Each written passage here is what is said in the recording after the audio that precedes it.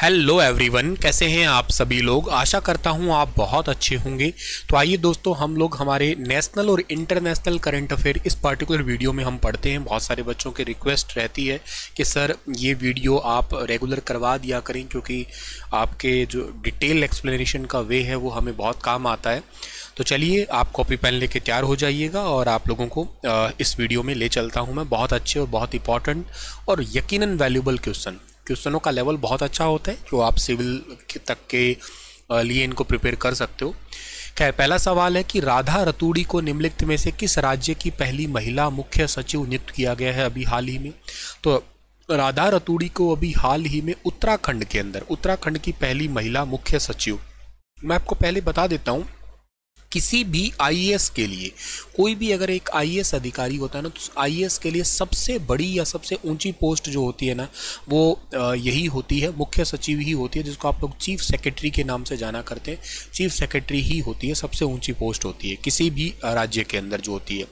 और या फिर वो बन सकता है क्या, जैसे आईएएस का सबसे ऊंचा पद जैसे कैबिनेट सचिव, मतलब राज्य के अंदर तो ये होती है, और वैसे सेंटर की तरफ से बात करते हो ना, तो वो क्या होती है, वो होती है आपकी कैबिनेट सचिव। अभी वैसे इंडिया में कैबिनेट सचिव कौन है, उनका नाम है राजीव गौबा। ठीक है, ये याद रखना, राजीव गौबा। अब बात करते हैं थोड़ी उत्तराखंड की हम लोग। उत्तराखंड बहुत इंपॉर्टेंट स्टेट है वैसे फिलहाल के लिए। एक न्यूज़ इसलिए है यहाँ पे क्योंकि ये भारत का वो राज्य बन गया जहाँ पे यूसीसी यूनिफॉर्म सिविल कोड का बिल लाया गया है। इससे पहले कोई और राज्य है सर जी? हाँ, इससे पहले गोवा है। गोवा के अंदर तो ऑलरेडी अप्लाई है, लेकिन यहाँ पे बिल लाया गया है। ये बिल एक्चुअली 749 पेजेस का है। इस बिल के अंदर ना 2.33 लाख लोगों के फीडबैक है और तकरीबन 60,000 लोगों ने जो है इसका ड्राफ्ट तैयार किया है इस बिल का। तो काफ़ी इंटरेस्टिंग होगा ये बिल। अभी पास तो नहीं हुआ है, लेकिन बहुत ज़्यादा उम्मीद है कि ये पास हो ही जाएगा। उत्तराखंड का एक गाँव है जिसका नाम है जादुंग गाँव। ये जादुंग गाँव है, इसको फिर से बसाया जा रहा है। फिर से बसाया जा रहा है इस गांव को। इसके अलावा किसके अधीन बसाया जा रहा है इसको? आईटीबीपी के अधीन इसको बसाया जा रहा है फिर से। इसके अलावा जो है ना, एक्चुअली पता है क्यों बसाया जा रहा है? क्योंकि 1962 के अंदर जो वॉर हुआ था, लड़ाई हुआ था ना, उसमें इंडो चाइना वॉर के साथ में ही सारे के सारे यहाँ से इस गाँव को छोड़ के चले गए थे। इस करके इस गाँव को अब दोबारा से बसाया जा रहा है आपका। एक उत्तराखंड के ना पिथौरागढ़ है। उत्तराखंड के अंदर ही एक जगह है जिसका नाम है पिथौरागढ़, और पिथौरागढ़ के अंदर ना एक सूर्य किरण नाम का अभ्यास हुआ है। सूर्य किरण, अब आपको पता है सूर्य किरण नाम का अभ्यास किसके बीच में होता है? ये होता है इंडिया के बीच में होता है, और इंडिया प्लस में नेपाल, इंडिया और नेपाल के बीच में एक जॉइंट मिलिट्री एक्सरसाइज है। तो ये अभी हुआ है। उत्तराखंड का वैसे स्थापना दिवस कब मनाते हैं? उत्तराखंड का स्थापना दिवस हर साल सेलिब्रेट करते हैं, 9 नवंबर को मनाते हैं हम लोग। ठीक है, अच्छा, इसके अलावा जो है ना, आपको ये याद कर लेना है यहाँ पे कि यहाँ पे एक ना नंदा देवी के नाम से नंदा गवार योजना भी स्टार्ट की गई थी थोड़े समय पहले, आपकी चिपको आंदोलन से रिलेटेड जो है आपकी। ठीक है ना। अच्छा, एक ना हल्द्वानी बड़ा फेमस हो रहा है यहाँ पे, कई दिनों से हल्द्वानी फेमस हो रहा है। क्यों हल्द्वानी फेमस हो रहा है? हल्द्वानी के अंदर एक मदरसा तोड़ दिया गया है इस करके, है ना। और हल्द्वानी के अंदर ना एक 3 नागा बटालियंस भी है, उनको अभी रिसेंटली प्रेसिडेंट कलर से नवाजा गया है, राष्ट्रपति निशान दिया गया 3 नागा बटालियंस को। 3 नागा बटालियंस को प्रेसिडेंट कलर से नवाजा गया है। उत्तराखंड के सीएम का नाम क्या है? उत्तराखंड के सीएम का नाम है पुष्कर सिंह धामी। ठीक है ना, पुष्कर सिंह धामी है। उत्तराखंड की राजधानी 2 है, गिरसेन है और एक देहरादून है, और यह है राधा रतूड़ी। ठीक है, आगे बढ़ते हैं। अगला सवाल आपके लिए क्या होगा कि हाल ही में टेक्नोलॉजी डेवलपमेंट फंड योजना के तहत PSLV C58 द्वारा लॉन्च किए गए पेलोड पर एक ग्रीन प्रपल्सन सिस्टम को कक्षा में कार्यक्षमता में सफलतापूर्वक लॉन्च किया गया था। टेक्नोलॉजी डेवलपमेंट फंड योजना निम्नलिखित में से किस संगठन के द्वारा कार्यान्वित की जाती है? तो टेक्नोलॉजी डेवलपमेंट फंड जो है ना, ये चलाया जाता है किसके द्वारा? डिफेंस रिसर्च डेवलपमेंट ऑर्गेनाइजेशन यानी कि DRDO के द्वारा जो है ना, इसको चलाया जाता है आपका। अच्छा, मैं आपको बता देता हूँ, टेक्नोलॉजी डेवलपमेंट फंड के तहत जो है ना आपका ग्रीन प्रोपल्सन सिस्टम किसने बनाया पता है आपको?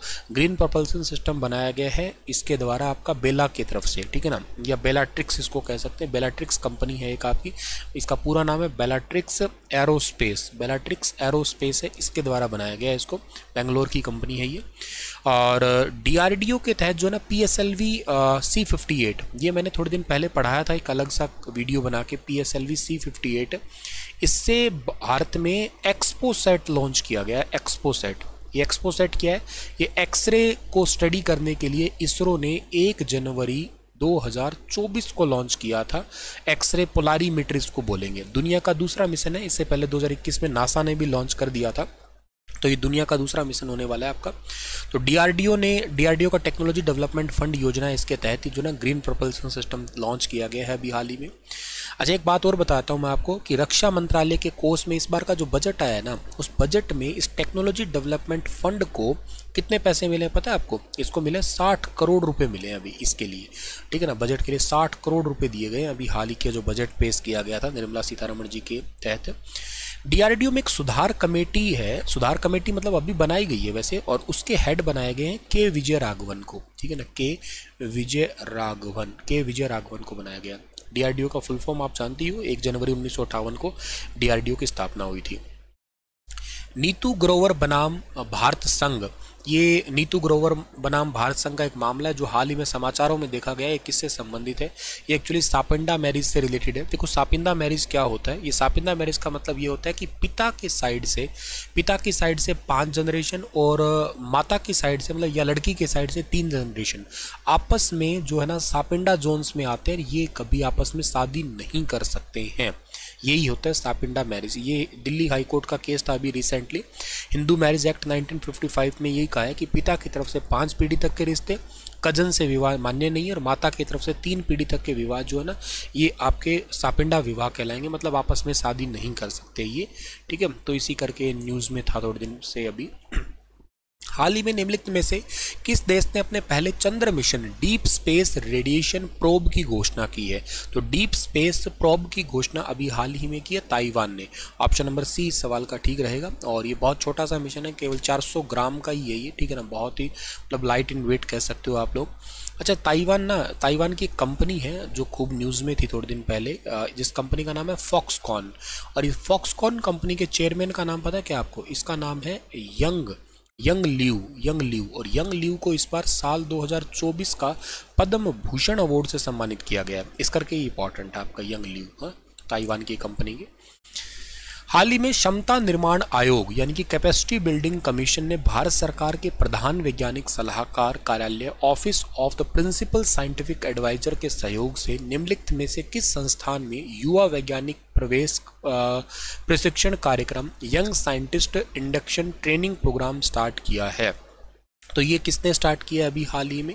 तो देखो, ये प्रोग्राम जो स्टार्ट किया है, ये किया है Indian institute of management Visakhapatnam के द्वारा इसको स्टार्ट किया गया है आपका। क्षमता निर्माण आयोग प्लस में भारतीय विज्ञान सलाहकार कार्यालय। वैसे मैं आपको बताऊं, भारत के अंदर जो है ना वो प्रिंसिपल साइंटिफिक एडवाइज़र है कौन? उनका नाम है अजय सूद, ठीक है ना। उनका नाम है अजय सूद है। ये एक छोटा सा सवाल अलग बन सकता है आपका। और यहाँ पे एक्चुअली जो है ना 55 यंग साइंटिस्ट तैयार किए जाएंगे, इसलिए ये किए गए हैं आपका, ठीक है। अच्छा, जो आपका सीबीसी है, जो कैपेसिटी बिल्डिंग कमीशन जिसको बोला करते हैं ना, सीबीसी के नाम से जानते हैं शॉर्ट फॉर्म में, कैपेसिटी बिल्डिंग जो आपका कमीशन है, इसके अंदर ना टोटल 3 मेंबर है। इन 3 मेंबर में से आपको ना 2 ये बना कब था वो बताता हूँ। ये नया बना हुआ है, ये 1 अप्रैल को बना था, 1 अप्रैल 2021 को बना था। इसके अंदर एक प्रवीण परदेसी है जिनका नाम बहुत न्यूज़ में है, ठीक है ना, प्रवीण परदेसी करके, ठीक है ना, प्रवीण परदेसी, इनका नाम याद कर लेना आप लोग। एक आर बाला सुब्रमण्यम करके भी है, ठीक है। और एक अभी जो है ना आपका वैज्ञानिक सलाहकार के रूप में भी इसको नियुक्त किया जाएगा, पर 2 अभी के लिए मेंबर अपॉइंटेड। प्रवीण परदेसी जरूर याद कर लेना, जो खूब न्यूज़ में चल रहे हैं थोड़े दिनों से। आगे बढ़ते हैं। अगला सवाल है कि हाल ही में न्यायमूर्ति प्रतिनिधि श्री निवासाचार्य दिनेश कुमार ने निम्नलिखित में से किस उच्च न्यायालय के मुख्य न्यायाधीश के रूप में शपथ ली है? तो ये कर्नाटक हाई कोर्ट के मुख्य न्यायाधीश बने हैं। कर्नाटक उच्च न्यायालय कर्नाटक हाई कोर्ट के मुख्य न्यायाधीश के रूप में अपॉइंट हुए हैं अभी हाल ही में। और न्यायमूर्ति प्रतिनिधि श्रीमान निवासाचार्य दिनेश कुमार जो है इन्होंने रिप्लेस किससे हुए हैं? ये रिप्लेस हुए हैं पीबी वराले से। सुप्रीम कोर्ट के जज बन गए हैं वो पीबी वराले, और उनकी जगह पे जो है ना अभी आ गए हैं कौन? उनकी जगह पे आ चुके हैं अभी श्री निवासाचार्य दिनेश कुमार आ चुके हैं अभी, ठीक है। सुप्रीम कोर्ट में वैसे टोटल जज कितने? 34 है, 34 टोटल जज हैं अभी के लिए, ठीक है। Including chief justice of India के 34 होते हैं ये, फिर सीनियरिटी के आधार पे जो है ना ये आगे आगे चलते रहते हैं ऐसे। वैसे टोटल 34 जज होते हैं। अगला है कि हाल ही में निम्नलिखित में से किस राज्य सरकार ने Ungalai Thedi Ungal Ooril come look for you in your village outreach कार्यक्रम के लिए दिशा निर्देश पेश किए हैं।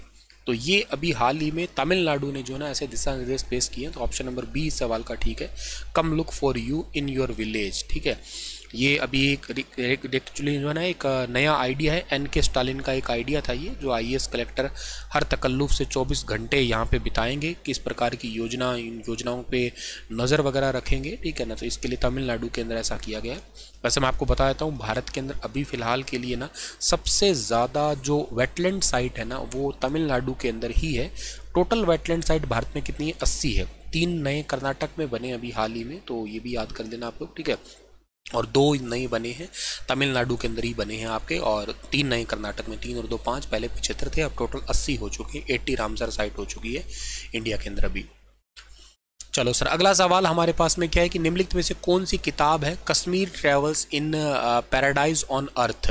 तो ये किताब एक्चुअली किसने लिखी है? सिंपल सा सवाल है, रमेश भट्टाचार्य जी। ठीक है ना, रमेश भट्टाचार्य की किताब लिखी गई है ये। ठीक है ना, Kashmir the travels in paradise on earth Kashmir, ये किताब वैसे बहुत ही सुंदर सा है ये अपने आप में इलाका। अगला है कि हाल ही में प्रधानमंत्री नरेंद्र मोदी ने निम्नलिखित में से किस शहर में भारत मोबिलिटी ग्लोबल एक्सपो 2024 का उद्घाटन किया है? भारत मोबिलिटी ग्लोबल एक्सपो 2024 जो है ना, इसका उद्घाटन किया गया न्यू दिल्ली के अंदर। उद्घाटन तो किया, इसका थीम क्या था? इसका थीम था बियॉन्ड बाउंड्रीज। ठीक है ना, इसका थीम जो है ना वो है बियॉन्ड बाउंड्रीज, बियॉन्ड बाउंड्रीज है।